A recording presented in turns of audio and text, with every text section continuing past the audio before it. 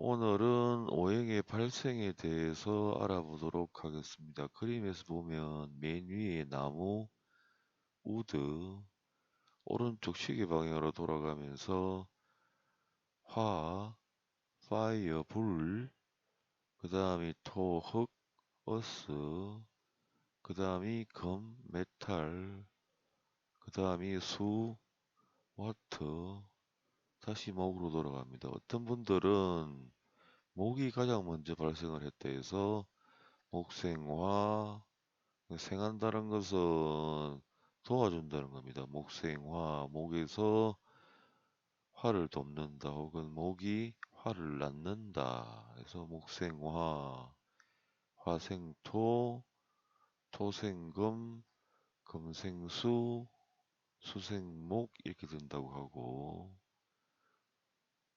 또 어떤 분들은 아니다. 수가 가장 먼저 발생을 했다.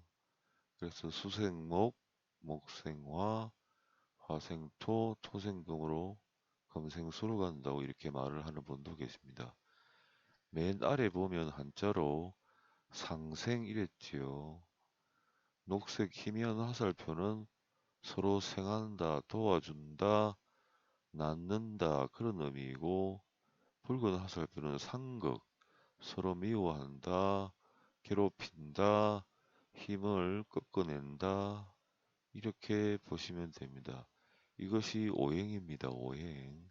5가지 행함이 있다. 사람은 동물들 중에 유일하게 오행을 다 바꿔놨다 해서 손가락도 5개고 발가락도 5개고 이렇게 의미 부여하는 분들이 계십니다. 영상을 보시면 둥근 구 같은 게 보이지요. 그래서 이 우주가 처음 발생할 때는 기운이 하나만 있었다고 합니다. 한 종류의 기운. 그래서 사주나 뭐 명리, 역학, 사주나 명리, 뭐 전복, 점치는 것 등을 연구하는 학문을 통칭해서 역학이라고 합니다. 역학. 역학이나 동양 철학에서는 맨 위에 처음 발생한 기운을 무극이라 합니다. 무극. 무극인데 한자를 보면 무극 없을 무자에 극할 극, 그러니까 극할 극이란 것은 극한이다 이런 의미죠. 없는 게 극한이다 이렇게 표현을 합니다. 무극. 동양 철학에서는 동양 사상에서는 기운들 중에 맨 위에 있는 것이 무극이다. 그래서 그 무극이 모든 기운을 다 다스리고 그 무극에서 기운이 갈라져 나오기 시작한다. 이렇게 말을 합니다. 그래서 무극이라는 것을 여러 동양학자들은 실제하는 하나의 기운, 가장 어떤 기운, 이렇게 표현을 하기도 하고, 스님들, 고승들은 그 무극이라는 기운 자체가 형체도 없고, 모습도 없고, 느낌도 없고, 아예 없는 것이다. 그 느낌이 아예 없다는 겁니다. 기운이 없다는 게 아니고, 그 느낌조차도 없는 게 무극이다. 이렇게 말씀들을 하십니다. 쉽게 생각을 해보신다면 여러분들이 인간 사이 같으면 한 나라의 대통령 같은 자리의 기운이다. 이렇게 보시면 될 것 같아요. 그 하나가 모든 나라를 다 통제를 하듯이 그 대통령직 하나가 마찬가지로 자연에도 가장 어떤 기운이 하나 있어서 그것이 모든 기운을 다스린다. 이 하나로 이렇게 딱 정해져 있는 게 아니고 어, 모든 우주 공간에 그 하나의 기운이 펼쳐져 있으면서 통제를 할 수도 있습니다. 이렇게 구처럼 딱 하나로 그냥 지구 같으면 어느 한 곳에 딱 국어 있어서 그 기운이 모든 기운을 통제한다 이렇게도 생각해 볼 수 있고 아니면 우리가 흔히들 말하는 차원, 다차원, 1차원, 2차원, 3차원, 4차원 이렇게 하는 차원의 어느 한 차원에서 고루 그 기운이 퍼져 있어서 나머지 기운들을 통제를 하고 지배를 한다. 이렇게 말씀드릴 수도 있습니다. 그거 무국이라는 것이 어쨌든 가장 위에 상위에 있는 가장 고급 기질의 기운이니까 그 기운은 잘 움직이지도 않고 냄새도 없고 맛도 없고 형체도 없지만 그러한 기운이 있어서 나머지 기운들을 지배를 한다. 그렇게 생각하시면 될 것 같습니다.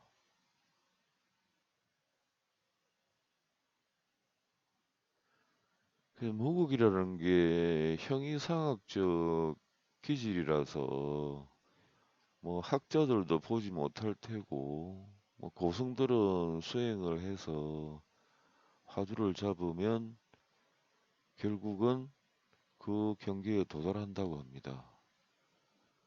그래서 무국도 뭐 종류가 여러 개겠지요. 단 하나의 기질이지만 추정을 해본다면 음의 무국, 그 음의 기운들을 다스리는 대장이 있을 테고 양의 기운들을 다 다스리는 양의 무국도 있을 수 있고 어쨌든 무국이라는 것은 가장 위에서 모든 기운을 다스리는 나라 같으면 대통령과 같은 그런 기운이 있다는 게 무국입니다. 그 무국에서 음과 양이 갈라져 나옵니다. 그 음과 양 두 가지 기질로 갈라져 나오는데 음은 수, 양은 화 이렇게 갈라졌을 수도 있고 아니면 단순히 영상에서 보시듯이 가운데 곤충의 몸이 무국이면 그 양갈래로 음과 양이 붙어서 세상을 움직이고 있다 이렇게도 생각을 해볼 수가 있습니다. 무국이라는 게 가운데 곤충의 몸은 움직이지 않고 있지요.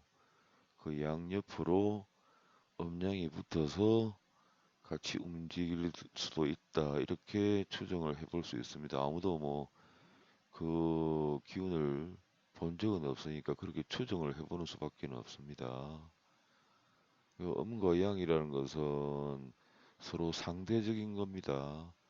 오른쪽이 있으면 왼쪽이 있고, 밤이 있으면 낮이 있고, 남자가 있으면 여자가 있고, 어른이 있으면 아이가 있고, 높은 것이 있으면 낮은 것이 있고, 그렇게 보는 게 음양의 개념입니다. 사람의 마음도 마찬가지겠지요. 마음 중에도 가장 어떠한 마음이 있겠지요. 우리가 생활하다 보면 유혹이 많이 가는 경우도 마음속으로 그건 하면 안 된다라고 지시하는 마음이 있지요. 그리고 마음 자체도 제가 앞에서 말씀드린 것처럼 무거, 그 다음에 음양 이렇게 나눠져서 음양 다음에 황극이라 해서 또 세 개의 기운으로 갈라진다고 말씀하시는 분들이 계십니다. 마음 자체도 가장 위에서 대장격인 마음이 있고 그 다음에 음양 이럴까 저럴까 하는 마음이 생길 테고 황극이라 해서 세 갈래로 갈려지는 그 마음이 이럴까 저럴까 뭐 망설이게 되는 그 과정까지 있다고 본다면 그 다음에 오행으로 번져 나가서 마음도 또 다섯 가지가 생기겠지요. 그러니까 원래 안 움직이는 마음이 하나가 있고 그 옆에 변동이 있는 마음이 또 형성되어 있고 그 다음에 마음이 다섯 개로 갈라져서 이 마음 저 마음 그 다음에 다섯 개에서 더 나가면 온갖 잡된 마음이 생기는 마음이 다 있다고 볼 수도 있습니다. 우주가 가장 어떤 기운이 있으니까 마찬가지로 마음도 엄밀히 따지고 보면 어떤 에너지 생각하는 상념의 힘이니까 마음 자체도 가장 상위에 절대 움직이지 않는 마음이 있고 그 다음에 양갈래로 다섯 가지에서 12가지로 나중에는 뭐 더 많은 마음이 우리를 우리들 신체나 영혼 속에 있다고 봐야지요.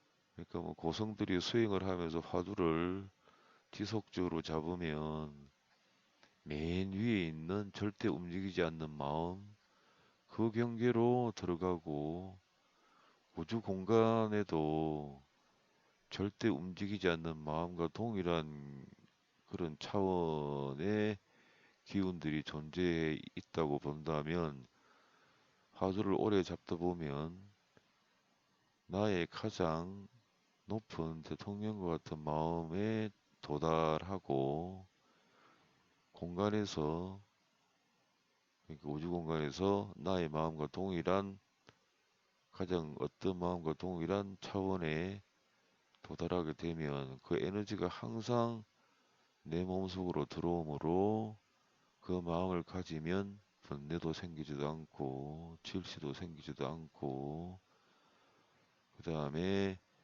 하루 종일 앉아 있어도 한 생각도 일어나지 않는다고 합니다. 그게 마음이라고 합니다. 고성들께서 한 생각도 일어나지 않는다는 것은 이 생각 저 생각 일어나면서 자꾸 분민 갈등이 생기지요. 그런 부분들이 사라져 버린다는 겁니다. 그래서 마음 자체 가장 어떤 마음 자체는 질시하고 미워하고 이런 마음도 없고 항상 편안하고 잡생각이 전혀 일어나지 않는 그게 우리의 진짜 마음이라고들 합니다. 이 영상은 태극입니다. 태극은 가장 어떠민 무극 기운이 갈라져서 두 개로 움직인다는 겁니다. 태극이라는 것이 하나에서 가장 어떤 기운에서 두 개로 나뉘어졌다. 이렇게 이해를 하시면 될 것 같고 혹은 맨 위에 가장 어떤 기운이 하나가 있고 그 다음 발생한 것이 음과 양 두 개의 기운이 다시 생겨났다. 이렇게도 볼 수가 있습니다.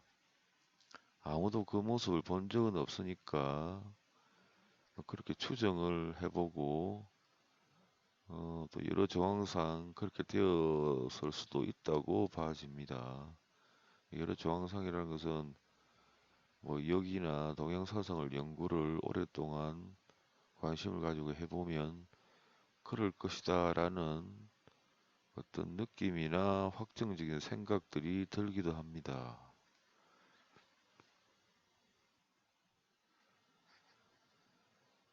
그래서 이게 두 가지 기운이 돌아가는 게 음양이라고 볼 수도 있고 하나는 수, 하나는 화라고 볼 수도 있습니다. 큰 수, 대수, 대화가 두 개 맞물려 돌아가면서 세상의 모든 기운들을 어, 어, 양갈래로 지배한다 이렇게도 볼 수 있지요. 그래서 뭐 그걸 태극이라 합니다. 큰 태자에 클 태자에 극할 극자. 여러분들은 태극기 보시면 태극기에 붉은 색깔과 파란 색깔이 보이지요. 태극기도 이러한 동양 사상에 기반을 두고 그렇게 만들었을 가능성이 매우 높습니다. 그래서 이렇게 그림처럼 두 개가 맞물려 하나는 불, 하나는 물이 맞물려 돌아가는 것을 태극이라고 하고 혹은 음과 양으로 갈라졌다고 이야기를 하기도 합니다. 그러니까 가장 어떤 기운에서 음과 양으로 갈라졌다 혹은 물과 불로 갈라졌다는 것을 태극이라고 합니다. 태극. 이 태극이란 것에 대해서 사람들이나 학자들이 말이 참 많습니다. 어떤 분들은 이렇게 주장을 하고 어떤 분들은 또 저렇게 주장을 하고 앞에서도 말씀을 드렸듯이 고성들 수행을 하신 성녀들은 아예 아무것도 없다. 어떤 생각이나 상념도 일어나지 않고 흔적도 없고 일단은 그것 자체도 없다.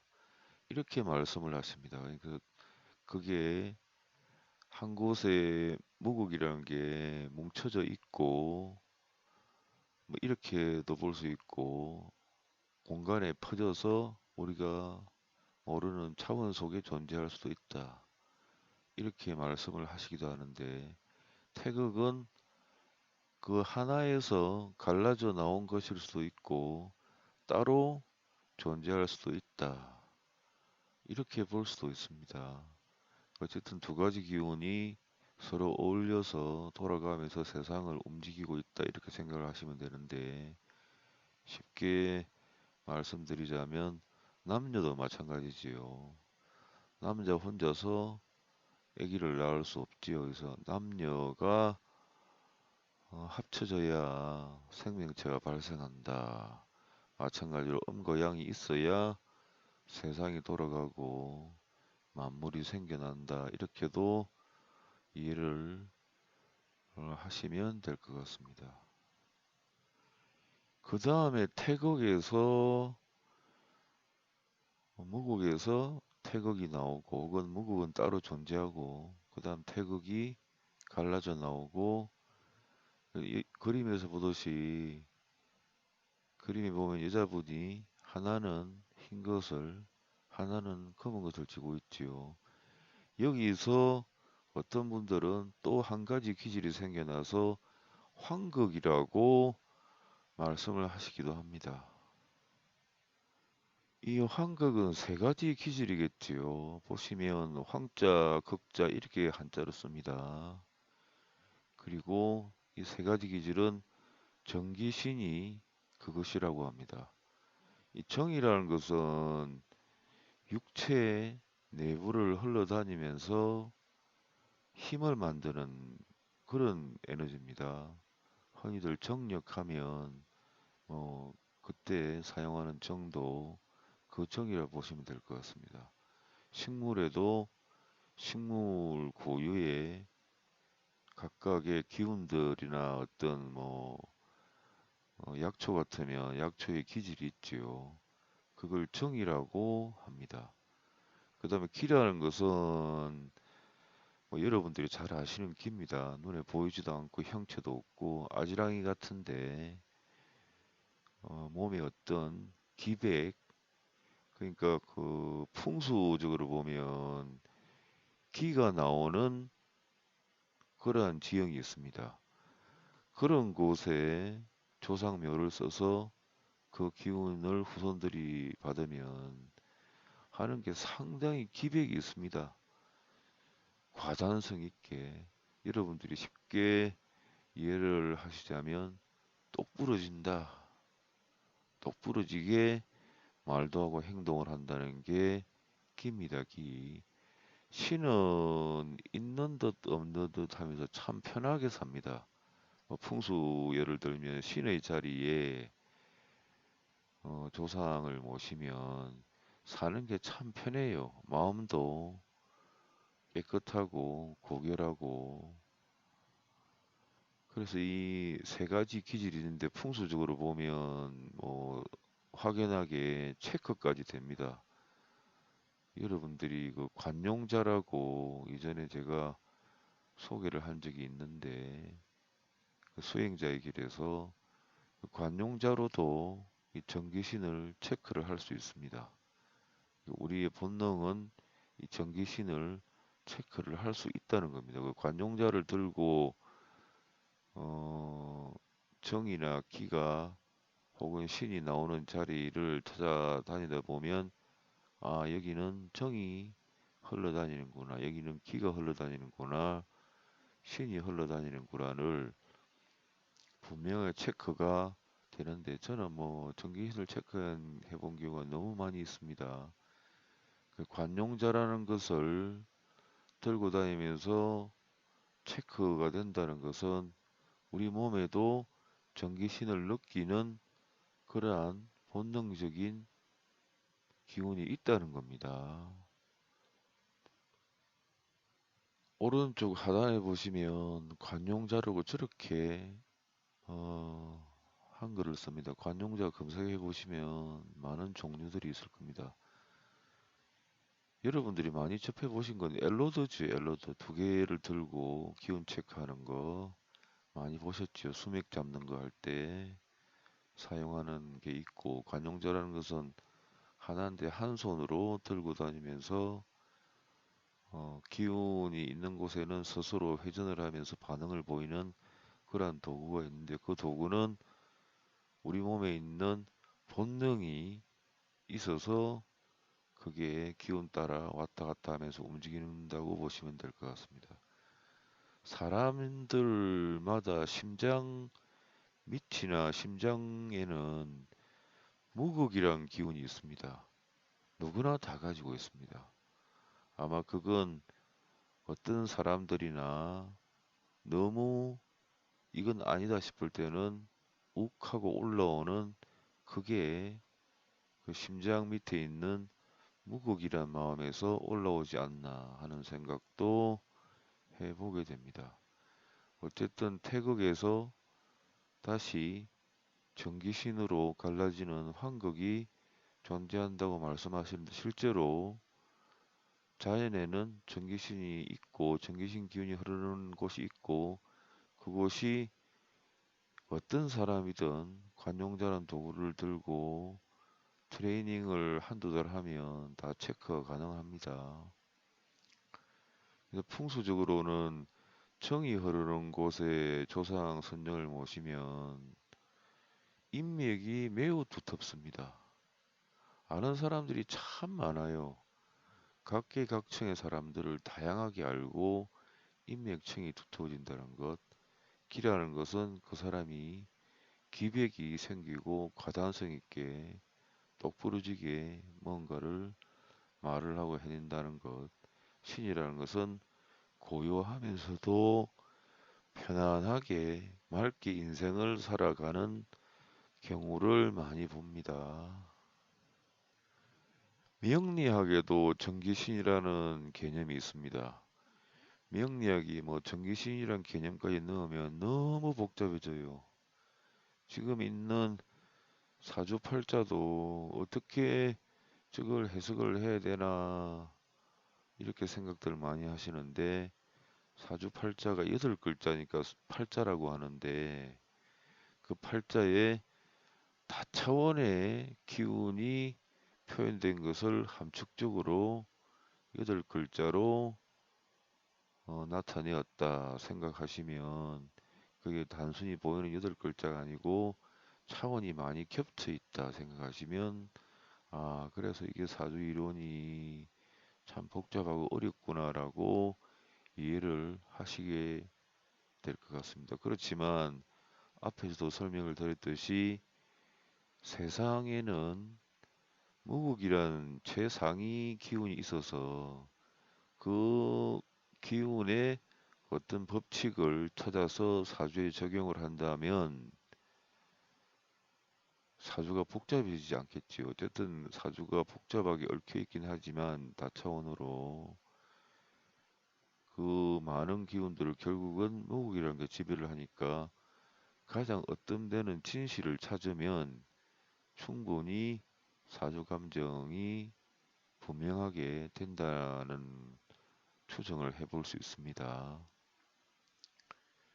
그러니까 세상에 돌아다니는 많은 이것이 진리다라고 주장하는 사람들이 있는데, 근데 이제 제가 오랫동안 역학이나 사주나 주역이나 하다 보면 그 절대 진리라는 것, 가장 위에 있는 무극의 어떤 움직이는 법이라는 것을 얻으면 세상에 다른 어떤 진리나 진실을 주장하는 사람들을 말을 하는 것과 비교를 해보면 엄청 차이가 많이 나 있어요. 거리가 멀다는 겁니다. 그래서 그 무국에 도달한다는 게 사주 보시는 분들이나 동양사상을 연구하는 분들은 엄청난 노력과 시간이 많이 걸리는데 결국 그 무국 자리에 도착하면 고성들 같으면 마음 자체가 움직이지 않고 무국이란 게 움직이질 않지요. 태극부터 움직이니까 태극이 두 개 갈라지면서 움직이니까 무국이란 마음에 도달하면 무국이란 위치에 도달하면 진리는 분명해집니다. 도덕경에도 그런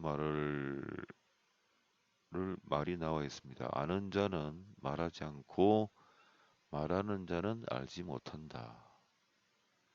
세상에 허다하게 이것이 진리다라고 주장하는 사람들이 자신감 있게 말을 하는데 그 중에 정말 진실한 도리를 가진 자는 참 찾기 힘들다. 그렇게 보시면 될 것 같습니다. 서산대사께서도 그런 말씀을 하셨지요. 세상에 참된 도인은 참 보기 어렵더라. 그렇게 말씀을 하신 적이 있습니다. 그림에서 보시면 가운데 딱 하나 움직이지 않고 있는 게 있지요. 그것이 무국이라고 생각하시고 가정 어떤 때는 분명한 진리라고 생각을 하신다면 나머지 그 주변으로 잡다한 진리와 비슷한 종류들이 참 많이 돌아다니고 있습니다.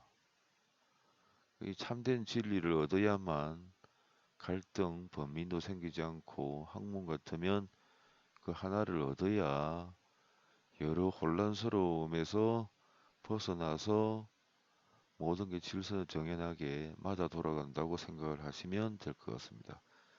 제가 경험을 해보니까 그렇더라는 겁니다. 사람 마음도 가운데서 절대 움직이지 않는 마음이 하나 있는데 우주 공간에도 그러한 마음의 경계가 있는데 그러한 차원이 있는데 화두를 오래 잡다 보면 그 차원과 연결이 되면 그 에너지가 계속 들어오니까 마음이 잘 움직이지 않습니다. 생각도 잡생각도 일어나지도 않고 그 주변에 우리 마음을 혼란스럽게 하는 여러 어떤 마음이 아닌 게 돌아다니고 진리도 마찬가지입니다. 세상에는 갖가지 진리와 유사한 진리들이 참 많이 돌아다니고 있습니다. 그게 뭐 꼭 필요하지 않다고는 말을 할 수는 없지요. 세상에 필요하지 않아서 존재하는 건 없다고 보는데 그렇지만 그 많은 갈등, 번민 그리고 정확하지 않은 부분들을 극복하려면 가운데 있는 오주의 진리를 얻어야만 된다. 그런 생각이 듭니다. 태극 다음에 환극이 나오고 환극 다음에 환극이 세 가지 기운으로 나뉘어졌지요. 그 중간에 뭐 사상으로 나왔다고 하는 분들도 계시고 어쨌든 그 다음은 다섯 가지 오행이 발생을 합니다. 앞에서 맨 처음에 설명드렸듯이 수, 물, 목, 나무, 화, 불, 토, 흙, 금 이렇게 발생을 해서 오행이 가운데 무극, 그 다음에 태극, 황극, 뭐 사상을 넣기도 하고 그 다음에 오행으로 이렇게 발생을 한다고 학자들은 주장을 합니다. 그리고 실제로 오행이 발생한 것을 가지고 동양 철학에서는 또 어떤 원리나 이론에 접목을 시켜서 말을 하기도 합니다. 그림에서 보시면 내부에 붉은 원이 있지요. 제가 태극을 수 또는 화라고, 수화로 갈라진 것을 태극이라고 말씀을 드린 것이 있는데, 앞에서 내부에는 화가 들어 있습니다. 화, 붉은 것은 화입니다. 외부에는 수가 있습니다. 수. 수는 한랭하고 춥고 응축을 하지요. 온도가 내려가니까. 그래서 외부에서 수가 있고 내부에서 화가 팽창을 하면 그 중간지대는 압력이 강해져서 단단한 기질이 생겨나겠지요. 그걸 금이라고 합니다. 금. 그러니까 수하고 화가 내부에 수하고 화가 만나서 두 기질이 작용을 해서 금을 만들어내는데, 그 작용이 수가 내부에 화가 내부에 있고 수가 외부에 있으면 수는 내부에서 팽창을 하고 수는 화는 내부에서 팽창을 하고 수는 외부에서 압축을 해 들어오니까 그 중간 지점이 매우 단단해지겠지요. 그래서 그 단단한 쪽에서 금의 기질이 나왔을 수도 있다. 이렇게 말씀을 드립니다.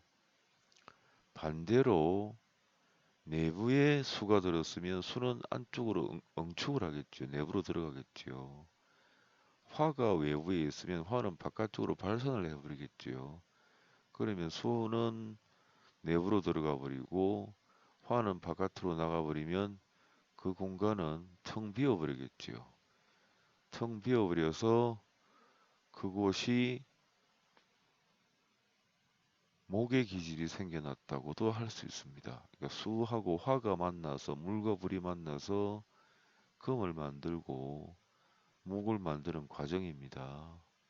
다시 한번 더 목이 발생하는 걸 설명을 드리면, 수가 내부에 들어서 수는 춥고 한기를 뜻하기도 하므로 수는 응축을 하고 화는 바깥에서 발산을 해버리면 그 중간 지점은 비어버리겠지요. 흩어져 버리거나 전자의 이동이 많이 생기거나 하는데, 어쨌든 바깥쪽으로 다 외면을 해버리니까 그 공간은 텅 비어서 부드러워집니다. 부드러워지고 유연해지고, 그래서 그곳을 목이 발생했다고도 볼 수 있습니다.